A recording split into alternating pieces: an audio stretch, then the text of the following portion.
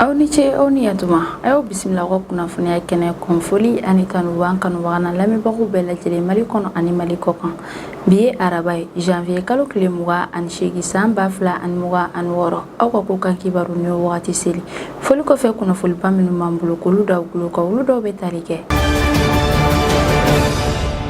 Tarata tɛmɛnen janvier kalo tile 27 san 2026 Guinée Conakry jamana yɛrɛ kɔnɔna laseli dɔw yɛrɛ kɔni kɛra u ka jamana telesoba yɛrɛ la laseli min yɛrɛ la u y'a yira k'a fɔ ko min yɛrɛ u ka jamana premier ministre ni ale tɔgɔ yɛrɛ de ye ko Amadou Ouriba ni ale kun ye Guinée Conakry jamana ministre yɛrɛ ye fɔlɔ la ko ale bɛ continuer ni ka ministre yɛrɛ kɛ Guinée Conakry jamana yɛrɛ kɔnɔna na nin décret yɛrɛ officialisera ka bɔ décret dɔ yɛrɛ la décret min yɛrɛ ni tɛgɛnɔ yɛrɛ bilala o décret yɛrɛ la u ka jamana ɲɛmaa yɛrɛ fɛ Mamadi Doumbia wale min b'a yira k'a fɔ ko min yɛrɛ u ka jamana ɲɛmaa Mamadi Doumbia k'ale yɛrɛ de sɔnna ni ka Amadou Ouriba yɛrɛ sugandi ko kura ni k'a kɛ u ka jamana premier ministre yɛrɛ ye décret min siɲɛna u ka jamana ɲɛmaa Mamadi Doumbia ale yɛrɛ fɛ décret yɛrɛ kɔnɔna na yiralen no k'a fɔ ko min yɛrɛ u ka jamana CNT membre yɛrɛ k'olu yɛrɛ de votera nin ko yɛrɛ la ni ka sɔn o décision yɛrɛ ma Amadou Ouriba sugandilen ni k'a kɛ ko kura ye Guinée Conakry jamana ministre yɛrɛ ye mission ba dɔw yɛrɛ de dira ale ma ale kan ka mission minnu yɛrɛ accompli a ka ministeriya yɛrɛ kɔnɔna na o mission ninnu yɛrɛ bɛ tali kɛ k'u ka jamana gouvernement baaraw bɛɛ lajɛlen fara ɲɔgɔn kan fɛn min yɛrɛ u ka jamana politique ko yɛrɛ ni ka o yɛrɛ kɔlɔsi kosɛbɛ kɛrɛnkɛrɛnnenya la i n'a fɔ u ka jamana soroko ni a layiriwali baaraw yɛrɛ la décret wɛrɛ yɛrɛ kɔnɔna na Mamadi Doumbia yɛrɛ y'a yira k'a fɔ k'u ye gouvernement kura dɔw yɛrɛ fana sigi u ka jamana yɛrɛ kɔnɔna na gouvernement min yɛrɛ kɔnɔna na ni ministre 27 yɛrɛ de b'a kɔnɔna na ale ni secrétariat 2 yɛrɛ b'a kɔnɔna na minnu yɛrɛ sigira walasa ka jamana yɛrɛ affaire ba dɔw yɛrɛ gérer u ka transition kɔnɔna na an b'aw ladɔnniya k'a fɔ ko Amadou Ouriba yɛrɛ ale kun ye a ka démission yɛrɛ kɔni déposé alamisa tɛmɛnen janvier kalo tile 22 san 2026 ko a kun ye a ka démission yɛrɛ bila ani a ka gouvernement baarakɛla dɔw yɛrɛ fana ka démission sɛbɛn yɛrɛ bila u ka jamana ɲɛmaa yɛrɛ yɔrɔ u y'a yira k'a fɔ ko a ka o démission yɛrɛ kɔni ye pratique dɔw yɛrɛ minnu yɛrɛ bɛ kɛ ka kɔrɔ sabula ko ni mandat kura dɔ yɛrɛ daminɛna jamana yɛrɛ kɔnɔna na walima ni gouvernement kura dɔ yɛrɛ kɔni sigira ko gouvernement baarakɛlaw yɛrɛ bɛ se ka u ka démission yɛrɛ sɛbɛn déposé walasa jamana ɲɛmaa min yɛrɛ sugandira ni ka sigi ko kura ale yɛrɛ ka segin ni ka maakuraw yɛrɛ bila gouvernement yɛrɛ kɔnɔna na walima ka sigi ka o maakɔrɔw yɛrɛ bila gouvernement yɛrɛ kɔnɔna na cogo min yɛrɛ la gouvernement yɛrɛ fana bɛ se ka lakurakuraya o yɛrɛ de kɔni kosɔn min yɛrɛ ye Amadou Ouriba yɛrɛ ale kun ye a ka démission yɛrɛ déposé tile 5 Mamadi Doumbia ale ka fangasigi yɛrɛ kɔfɛ Guinée Conakry jamana kɔnɔna na an bɛ wagati min na i n'a fɔ ko bi min yɛrɛ ye Guinée Conakry jamana yɛrɛ a yirara k'a fɔ ko min yɛrɛ Amadou Ouriba ye ni ale kun ye Guinée Conakry jamana premier ministre yɛrɛ ye ni ale kun ye a ka démission yɛrɛ kɔni déposé wagati tɛmɛnenw yɛrɛ la ko min yɛrɛ ye Mamadi Doumbia ye ale yɛrɛ seginna ni ka Amadou Ouriba yɛrɛ sugandi ko kura ni k'a kɛ u ka jamana premier ministre yɛrɛ ye wa a ye ministre kuraw yɛrɛ fana sigi u ka jamana gouvernement yɛrɛ kɔnɔna na minnu yɛrɛ bɛ taga fo maa 27 yɛrɛ la fɛn min yɛrɛ fana ye secrétariat yɛrɛ ko 2 yɛrɛ fana sigira walasa o secrétariat ninnu yɛrɛ bɛ se ka u ka jamana affaire ba dɔw yɛrɛ baara kɛ an bɛ wagati min na i n'a fɔ ko bi ko kɛlɛba dɔ yɛrɛ bɛ Jonglei dugu yɛrɛ kɔnɔna na kɛlɛ min yɛrɛ kɔni kɛn bɛ ka kɛ jɔrɔna ko ba yɛrɛ de ye sabula ko kɛlɛ in fanga yɛrɛ ka bon kosɛbɛ ko nka siya 2 dɔw yɛrɛ bɛ Jonglei dugu yɛrɛ kɔnɔna na minnu yɛrɛ ye kɛlɛ dɔw yɛrɛ kɛ kabini san 2013 ka taga bila san 2018 wagati yɛrɛ la min yɛrɛ kɔni kɛra sababu ye ni ka mɔgɔba yɛrɛ bɔnɛ u ni na sabula u y'a yira k'a fɔ ko o siya 2 ninnu yɛrɛ kɔni ka kɛlɛ yɛrɛ kɔni kɛra sababu ye ni ka mɔgɔ 400 yɛrɛ de bɔnɛ u ni na o wagati yɛrɛ la ko kɛlɛ min yɛrɛ bɛ sisan yɛrɛ o jɔrɔlenba yɛrɛ do o kɛlɛ yɛrɛ kɔni ka na kɛ o san kɛlɛ ninnu yɛrɛ ɲɔgɔnna ye o yɛrɛ kɔni kosɔn min yɛrɛ o ni expert ba dɔw yɛrɛ olu yɛrɛ ye welewelemada yɛrɛ bila kari tɛmɛnen janvier kalo tile 25 san 2026 u ka welewelemada min yɛrɛ kɔnɔna na u y'a yira k'a fɔ k'u jɔrɔlenba yɛrɛ de do ko maaw yɛrɛ kɔni ka wuli ni ka dɛmɛ yɛrɛ kɔni do teliyala k'a ɲɛsin Soudan du Sud jamana yɛrɛ ma sabula ko an bɛ wagati min na i n'a fɔ ko bi ko kɛlɛba dɔ yɛrɛ bɛ ka kɛ kɛlɛ min yɛrɛ kɔni ni a ka farin kosɛbɛ wa o sirannen yɛrɛ fana do kɛlɛ yɛrɛ ka na kɛ siyako kɛlɛ yɛrɛ de i n'a fɔ wagati tɛmɛnenw yɛrɛ la siya 2 dɔw yɛrɛ ye kɛlɛ kɛ jungle dugu yɛrɛ kɔnɔna na min yɛrɛ kɛra kasaraba yɛrɛ Sudan du Sud jamana kɔnɔna na ka sababu yɛrɛ kɛ violence jugu yɛrɛ ye min bɛ ka kɛ kɛlɛ yɛrɛ kɔnɔna na min yɛrɛ ye Sudan du Sud armée maaw yɛrɛ olu ye wele yɛrɛ bila ka ɲɛsin zone dɔw sigiba maaw yɛrɛ ma k'u ka wuli teliya yɛrɛ la ka bɔ o zone ninnu yɛrɛ la o b'a yira k'a fɔ ko kɛlɛ yɛrɛ kɔni juguyalenba yɛrɛ don sabula min yɛrɛ u ka jamana armée yɛrɛ olu yɛrɛ wele bila zone dɔw yɛrɛ sigiba maaw yɛrɛ ma k'olu ka wuli ka bɔ o yɔrɔ ninnu yɛrɛ la teliya kɔnɔna na Sudan du Sud commission sur les droits des hommes maaw yɛrɛ fana ye communiqué dɔw yɛrɛ kɔni kɛ communiqué min yɛrɛ kɔnɔna na u y'a yira k'a fɔ k'olu jɔrɔnenba yɛrɛ de don ka sababu yɛrɛ kɛ jongleur dugu yɛrɛ ka kɛlɛba in yɛrɛ ye min yɛrɛ daminɛna kabini décembre kalo wagati yɛrɛ o kɛlɛba in yɛrɛ bɛɛ lajɛlen bɛ ka kɛ Sudan du Sud armée ani u ka vice président kɔrɔ dɔ ni ale tɔgɔ yɛrɛ de ye ko Riek Machar ale ka force loyale ni jokulu fila ninnu yɛrɛ de bɛ ka kɛlɛ yɛrɛ kɛ Sudan du Sud jamana yɛrɛ kɔnɔna na an bɛ wagati min na i n'a fɔ ko bi kɛlɛ min yɛrɛ kɔni bɛ ka kɛ gɛlɛyaba yɛrɛ sabula a bɛ ka maa caman yɛrɛ bɔnɛ o ɲin na Riek Machar yɛrɛ an b'aw ladɔnniya k'a fɔ ko ale yɛrɛ minɛna marisi kalo laban yɛrɛ la Sudan du Sud jamana kɔnɔna na septembre kalo yɛrɛ la u y'a yira k'a fɔ ko a kan ka to kaso yɛrɛ kɔnɔna na sabula a yirala k'a fɔ ko a ka baara yɛrɛ de walejugu dɔw yɛrɛ kɛrɛnkɛrɛnnenya fagaliw ka ɲɛsin hadamadenw yɛrɛ ma o karidon yɛrɛ janvier kalo tile 25 san 2026 communiqué dɔ yɛrɛ fana carila communiqué min yɛrɛ kɔnɔna na min yɛrɛ ye mission des nations unies au Sudan maaw yɛrɛ olu y'a yira k'a fɔ ko discours dɔw yɛrɛ bɛ ka kɛ Sudan jamana yɛrɛ kɔnɔna na discours minnu yɛrɛ ni olu bɛ olu jalaki kosɛbɛ sabula discours ninnu yɛrɛ de bɛ ka na ni kɛlɛbaw yɛrɛ ye wa o discours ninnu yɛrɛ fana ye violence ba yɛrɛ de ye ka ɲɛsin u ka jamana civiliw yɛrɛ ma kɛrɛnkɛrɛnnenya la seba yɛrɛ tɛ maa minnu yɛrɛ ye Sudan du Sud jamana yɛrɛ kɔnɔna na mission des nations unies au Sudan du Sud maaw y'a yira k'a fɔ ko wagati yɛrɛ sera k'u ka o discours ninnu yɛrɛ bɛɛ lajɛlen dabila o karidon yɛrɛ fana Sudan jamana force des armées maaw ka porte-parole ale yɛrɛ fana wele bila Sudan jamana kɔnɔden dɔw yɛrɛ ma kɛrɛnkɛrɛnnenya la minnu sigilen yɛrɛ bɛ ka bɛn zone dɔw yɛrɛ ma jongleur dugu yɛrɛ kɔnɔna na ni o zone yɛrɛ contrôlelen bɛ Riek Machar ale ka maaw yɛrɛ de bolo k'u ka wuli ka bɔ o zone ninnu yɛrɛ la teliya yɛrɛ kɔnɔna na ni ka taa u sigi zone dɔw yɛrɛ kɔnɔna na ni o zone ninnu yɛrɛ kɔlɔsilen bɛ Sudan jamana finitigilaakaw yɛrɛ de fɛ ka d'a kan ko o maa minnu yɛrɛ sigilen bɛ o zone yɛrɛ kɔnɔna na ni zone yɛrɛ contrôlelen bɛ Riek Machar ka maaw yɛrɛ bolo ko zone yɛrɛ ye faratiba yɛrɛ de wa fana ko waati bɛɛ lajɛlen yɛrɛ la o zone yɛrɛ de bɛ kɛ cible yɛrɛ ye armée maaw yɛrɛ fɛ o ni expert ba maaw yɛrɛ wele bila diɲɛ jamanabaw yɛrɛ ma k'u ka wuli ni ka pression yɛrɛ kɛ Sudan du Sud dirigeant yɛrɛ yɔrɔ walasa u bɛ se ka segin ka na politiki yɛrɛ baaraw yɛrɛ ma cogo min yɛrɛ la u ka u pousser fana cogo min yɛrɛ la u bɛ se ka dankari u ka ni kɛlɛ ninnu bɛɛ lajɛlen yɛrɛ la sabula n'i y'a ta k'a lajɛ Sudan du Sud jamana yɛrɛ kɔnɔna na jamana kɔnɔden minnu yɛrɛ b'a kɔnɔna na olu ka ca kosɛbɛ ni kɛlɛ ninnu yɛrɛ ma ban u bɛ se ka kɛ sababu ye ni ka maa caman yɛrɛ de bɔnɛ u ni na ani ka maa caman yɛrɛ fana bila kɔngɔ yɛrɛ kɔnɔna na wa u y'a yira tuguni k'a fɔ ko dirigeant militaire fo ka taa bila dirigeant civil yɛrɛ ma ko ni o fɛn fɛn yɛrɛ fana minɛna walejugukɛ yɛrɛ fana la k'olu yɛrɛ fana bɛ se ka ɲangi wale min b'a yira k'a fɔ ko sariya yɛrɛ bɛ yen nɔ bɛɛ lajɛlen yɛrɛ de kama ko maa si yɛrɛ de tɛ sariya yɛrɛ sanfɛ Sudan du Sud autorité maaw ka kɔrɔfɔ la maa 180 bɔɲɔgɔn yɛrɛ bɛɛ lajɛlen déplacé an bɛ wagati min na i n'a fɔ ko bi ka bɔ u sigiyɔrɔ yɛrɛ la ni ka u kunda yɔrɔ dɔw yɛrɛ kan n'u yɛrɛ bolo ko yɔrɔ ninnu yɛrɛ lakanani yɛrɛ de don kosɛbɛ ko o communauté ninnu yɛrɛ la ko lakanabaliya ba yɛrɛ de bɛ wa fana lakanabaliya baloko gɛlɛya fo ka taa se banaw yɛrɛ fana ma ko bɛɛ lajɛlen yɛrɛ fana bɛ u ka o communauté ninnu yɛrɛ la sanjugu min yɛrɛ fana nana salo ko yɛrɛ fana tiɲɛniba dɔ yɛrɛ don o communauté ninnu yɛrɛ la u bɛɛ lajɛlen yɛrɛ fana bɛ fara u ka gɛlɛyaw yɛrɛ kan o la o ni maaw ka bureau humanitaire maaw yɛrɛ alerte kɛ farati min yɛrɛ bɛ ni population sigiba maaw yɛrɛ yɔrɔ wa u y'a yira k'a fɔ k'u jɔrɔnenba yɛrɛ de don an bɛ wagati min na i n'a fɔ ko bi an bɛ wagati min na i n'a fɔ ko bi ko jongleur dugu yɛrɛ kɔnɔna na ko jɛkulu fila minnu yɛrɛ bɛ kɛlɛ la ko o jɛkulu fila ninnu yɛrɛ kɔni kɛra sababu ye ni sifinnaka caman yɛrɛ fana ye kɛlɛkɛminɛnw yɛrɛ ta o ni expert maaw yɛrɛ wele bila ni kulu fila ninnu bɛɛ lajɛlen yɛrɛ ma k'a fɔ k'u ka kɛlɛw bɛɛ lajɛlen yɛrɛ dabila wa fana u bɛ discours minnu yɛrɛ fana kɛ ni o discours ninnu yɛrɛ jalakilen k'u ka o bɛɛ lajɛlen yɛrɛ dabila cogo min yɛrɛ la lakana yɛrɛ bɛ se ka na u ka jamana kɔnɔna na Yasmin Soka ka kɔrɔfɔ yɛrɛ la a y'a yira k'a fɔ ko gɛlɛya min yɛrɛ bɛ Sudan du Sud jamana yɛrɛ kɔnɔna na mɛ wagati min na i n'a fɔ ko bi ko gɛlɛya yɛrɛ ko dan bɛ se ka kari a la ko nka ko wagati yɛrɛ ka teli kosɛbɛ k'a ka u ka wuli teliya yɛrɛ la walasa u bɛ se ka dankiri kɛlɛ ninnu yɛrɛ la sabula ko ni kɛlɛ ninnu yɛrɛ continuera k'a bɛ se ka na ni conséquences camanba yɛrɛ de ye. Zhang Yuxia ni ale yɛrɛ considéré no k'a bɛ kumaja ko Xi Jinping ni ale ye Chine jamana ɲɛmaa ye ko ale ka approche allié militaire ba dɔ yɛrɛ de kun don k'an bɛ wagati min na i n'a fɔ ko bi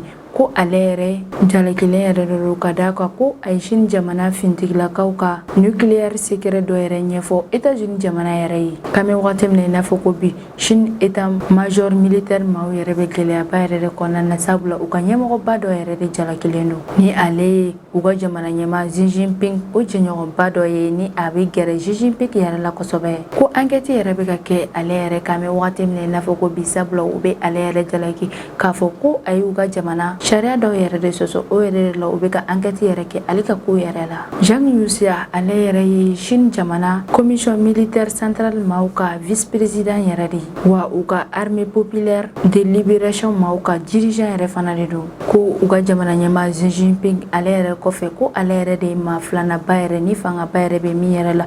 u ka jamana militaire yɛrɛ kɔnɔna na wa a yɛrɛ lakodɔnlen don kabini kumaja i n'a fɔ Xi Jinping ale ka approche allié militaire yɛrɛ de ye. Chine ministère de défense maaw yɛrɛ laseli dɔ yɛrɛ kɛ sibiri tɛmɛnen janvier kalo tile 24 san 2026 min na u y'a yira k'a fɔ ko Zhang ale ni Liu Zhili ni ale ye département d'état-major intéramé de la CMC maaw ka état-major yɛrɛ de ye ko enquête yɛrɛ de bɛ ka kɛ ka ɲɛsin ni maa fila ninnu yɛrɛ ma sabula u jalakila yɛrɛ don k'a fɔ k'u ye jamana sariya dɔw yɛrɛ de sɔsɔ. Le Wall Street ni olu ye kunnafolidila dɔw yɛrɛ olu y'a yira k'a fɔ ko Zhang Yuxia ale yɛrɛ jalakilen don k'a fɔ ko a ye u ka jamana kunnafoli gɛlɛman dɔw yɛrɛ de ɲɛfɔ États-Unis jamana yɛrɛ ye kunnafoli minnu yɛrɛ bɛ tali u ka jamana programme d'armement nucléaire ko yɛrɛ kan ko a ye o kunnafoniya ninnu yɛrɛ de ɲɛfɔ États-Unis jamana yɛrɛ ye wa fana ko kuma caman ko a tun bɛ wari yɛrɛ minɛ maaw yɛrɛ la walasa k'olu yɛrɛ fana bila jɔyɔrɔ dɔ yɛrɛ la u ka jamana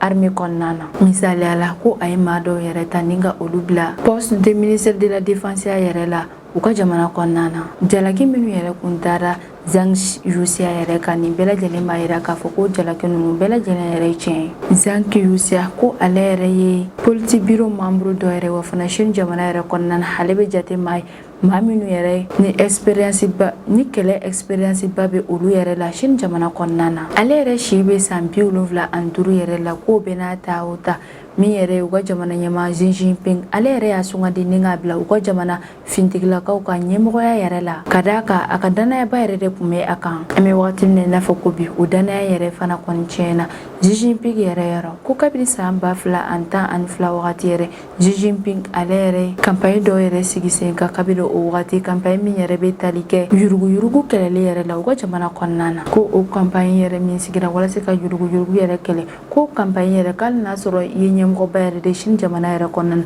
ko ni se yɛrɛ kɔni kun yɛrɛ yuruguyurugu yɛrɛ la u ka jamana kɔnɔna na ko ɲangili kun bɛ ta ka da i kan hali n'a sɔrɔ i ye ɲɛmɔgɔba yɛrɛ de u ka jamana kɔnɔ an bɛ wagati min na i n'a fɔ ko bi Chine jamana ka danaya min yɛrɛ kun bɛ Zhang yɛrɛ kan o danaya bɛɛ lajɛlen yɛrɛ dabila la sabula Zhang yɛrɛ jalakilen don k'a fɔ ko a ye u ka jamana kunnafoniya jɔnjɔ dɔw yɛrɛ lase États-Unis jamana yɛrɛ ma wa fana a yiralen don k'a fɔ ko a ka baara yɛrɛ fana kun ye yuruguyurugu ye u ka jamana yɛrɛ kɔnɔna na fɛn min yɛrɛ bɛ u ka jamana armée sabatili yɛrɛ bila jɔyɔrɔ yɛrɛ kɔnɔna na kodɔnnangara dɔw y'a yira k'a fɔ ko Xi Jinping ye maa dɔw yɛrɛ sugandi ni ka olu kɛ u ka ɲɛmɔgɔba dɔw yɛrɛ ye ko a ka u maa sugandilen ninnu yɛrɛ ma ɲɛ fewu ka d'a kan ko maa 7 min yɛrɛ sugandira ni ka o bila u ka armée ɲɛmɔgɔya yɛrɛ la ko maa 5 yɛrɛ bɛ yen nɔ ko minnu yɛrɛ jalakilen don an bɛ wagati min na i n'a fɔ ko bi ni enquête yɛrɛ bɛ ka kɛ olu yɛrɛ kan ko maa 2 minnu yɛrɛ bɛ yen nɔ ni olu yɛrɛ ni enquête tɛ ka kɛ olu yɛrɛ kan olu yɛrɛ bɛ tali kɛ si ani yuruguyurugu kɛlɛli cakɛda maaw ka ɲɛmɔgɔ nin b'a yira k'a fɔ ko Xi Jinping kɛ campagne min yɛrɛ sigi walasa ka dankari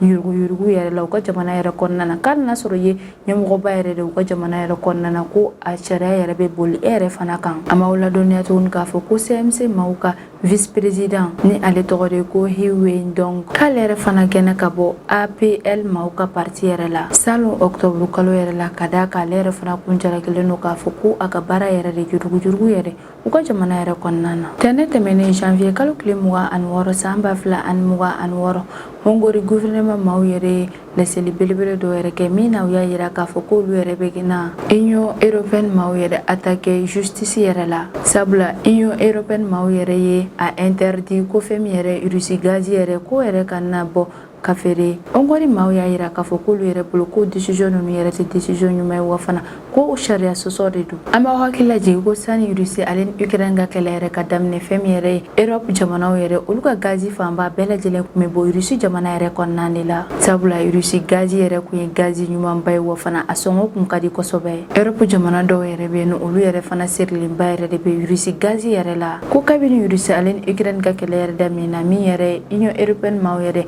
olu yɛrɛ sanction ba dɔw yɛrɛ ta k'a da Moscou yɛrɛ kun ni o ye Russie faaba yɛrɛ ye u ka o bɛɛ lajɛlen yɛrɛ laɲini yɛrɛ de walasa ka Russie fanga yɛrɛ dɔgɔya ani ka pression ba yɛrɛ fana da u ka jamana yɛrɛ ka cogo min yɛrɛ la u bɛ se ka kɛlɛ yɛrɛ dabila u ye sanction min yɛrɛ ta k'a da Russie jamana yɛrɛ kan olu yɛrɛ bɛ tali kɛ pétrole gaziw bankiw fo ka taa se u ka cakɛdaw yɛrɛ ma u ye pression yɛrɛ ta k'a da nin bɛɛ lajɛlen yɛrɛ de kan Russie jamana kɔnɔna na u y'o bɛɛ lajɛlen yɛrɛ kɛ walasa u bɛ se ka u ka dépense yɛrɛ fana dɔgɔya Russie jamana yɛrɛ kɔnɔna na walasa Russie ale fanga yɛrɛ ka dɔgɔya ni dun y'a ta k'a lajɛ Hongrie premier ministre Viktor Orban ale yɛrɛ ni Russie yɛrɛ cɛ jɛɲɔgɔnya ba yɛrɛ de bɛ u ni ɲɔgɔn cɛ wa fana ale ka jamana yɛrɛ gazi ko yɛrɛ sirilenba yɛrɛ de bɛ Russie jamana yɛrɛ la ka d'a kan Russie jamana ka gazi ka ɲi wa fana a sɔngɔ yɛrɛ ka di kosɛbɛ ko ale yɛrɛ bolo sanction min yɛrɛ filɛ nin ye ka da Russie yɛrɛ k'a ka gazi feereli ko yɛrɛ kan ko sanction yɛrɛ fana bɛ olu ka jamana yɛrɛ fana sanctionné parce que fɛn min yɛrɛ ye Russie gazi yɛrɛ o sɔngɔ yɛrɛ bɛna gɛlɛya olu ka jamana kɔnɔ wa a bɛ olu ka jamana sɔrɔ ko yɛrɛ fana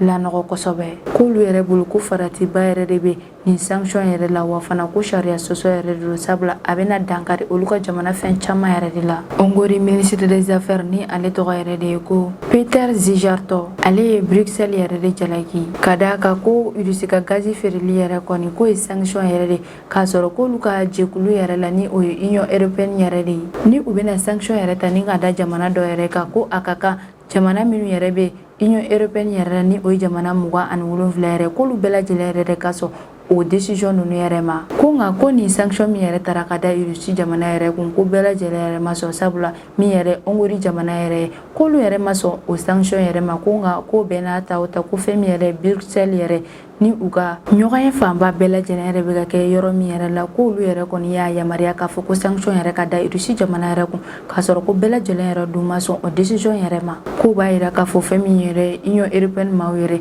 k'u bɛ ka u ka décision yɛrɛ ta ni sariya wɛrɛw yɛrɛ sunɔ ko sariya min yɛrɛ sigilen bɛ u ka Union européenne yɛrɛ kɔnɔna na ko sariya yɛrɛ kɔnɔna na ko a yamaruyalen yɛrɛ kɔni don ko ni sanction yɛrɛ kɔni bɛna da jamana dɔ yɛrɛ kun ko ni bɛɛ lajɛlen yɛrɛ de sɔnna ko sanction yɛrɛ kɔni bɛ bɔ a sira yɛrɛ fɛ ko nka ko sanction min filɛ nin ye ka da Russie jamana yɛrɛ kun ko olu Hongrie yɛrɛ ma sɔn ko o bɛ n'a ta o ta fɛn min yɛrɛ ye Union européenne jamana tɔw yɛrɛ k'olu bɛɛ lajɛlen sɔnna ko ka nin ko in kɛ wa fana a sanction yɛrɛ fana tara ka taa Russie yɛrɛ kun u y'a yira k'a fɔ ko Union européenne maaw yɛrɛ nin décision yɛrɛ ta walasa fɛn min yɛrɛ Hongrie olu ka vote yɛrɛ kɔni ka na accepter Union européenne maaw y'a yira k'a fɔ k'olu ye nin décision min yɛrɛ ta ko sanction tɛ ko olu yɛrɛ bolo ko mesure technique dɔw yɛrɛ de don Hongrie yɛrɛ y'a yira k'a fɔ k'olu yɛrɛ ma sɔn ko yɛrɛ ma ko sanction yɛrɛ de don sabula k'u y'a yira k'a fɔ ko fɛn min yɛrɛ ye Russie ka gazi yɛrɛ ko ka na feere ko b'a yira k'a fɔ k'u ye sanction yɛrɛ de da Russie jamana kan Hongrie y'a yira k'a fɔ ko Union européenne maaw ka conseil yɛrɛ ko compétence min yɛrɛ b'a la k'u tɛmɛna compétence yɛrɛ kan ko yɛrɛ de kosɔn olu y'a yira k'a fɔ k'u bɛ fɛ ka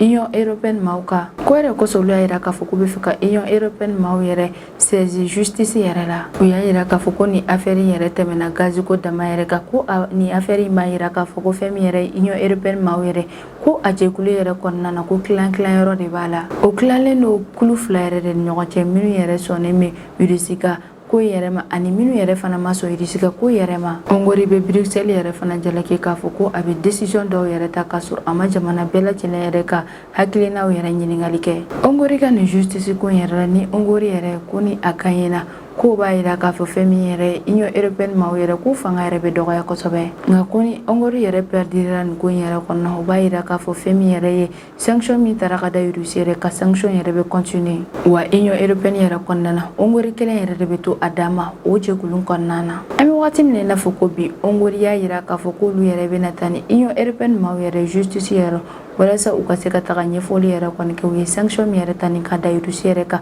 a ka gazi feereliko yɛrɛ kan u ka sanction yɛrɛ lawuli walima u ka solution wɛrɛ kɔni ɲini sabula gazi sanction ko yɛrɛ kɔni bɛ ka kɛ gɛlɛyaba yɛrɛ de olu ka jamana yɛrɛ kɔnɔna na sabula olu ka jamana gazi ko yɛrɛ sirilenba yɛrɛ de bɛ Irusi jamana ka gazi yɛrɛ la wa fana fɛn min yɛrɛ Irusi jamana ka gazi yɛrɛ ko gazi ɲuman yɛrɛ de don wa fana a sɔngɔ yɛrɛ fana ka di kosɛbɛ ni bɛ dan se an ka bi kunnafoniyaw kan man kanubaga na lamɛnbagaw bɛɛ lajɛlen fɔ Mali kɔnɔ ani Mali kɔ kan aw kan bɛn a ɲɔgɔnna wɛrɛ ma